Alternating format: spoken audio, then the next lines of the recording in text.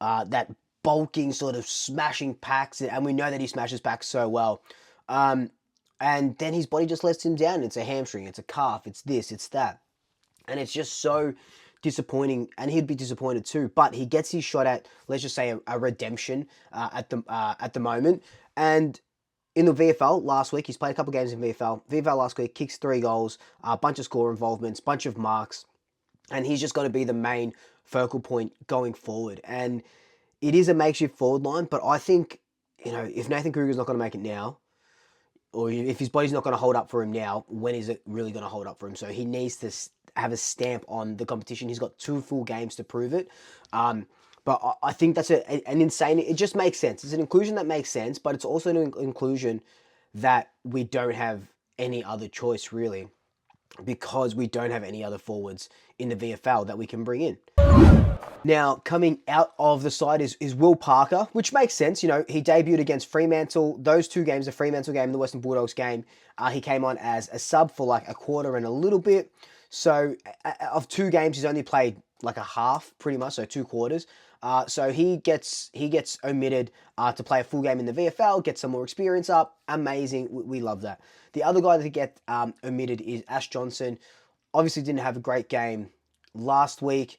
And, it could just still be a confidence thing that's a little bit shot in him. And you can kind of see that. He did a couple of nice things. Not enough, obviously, to stay in the team. But Ash Johnson was never that big key forward that we should be relying on. He's that third key forward. He'd do so well with McStay and Mychek and Ash Johnson.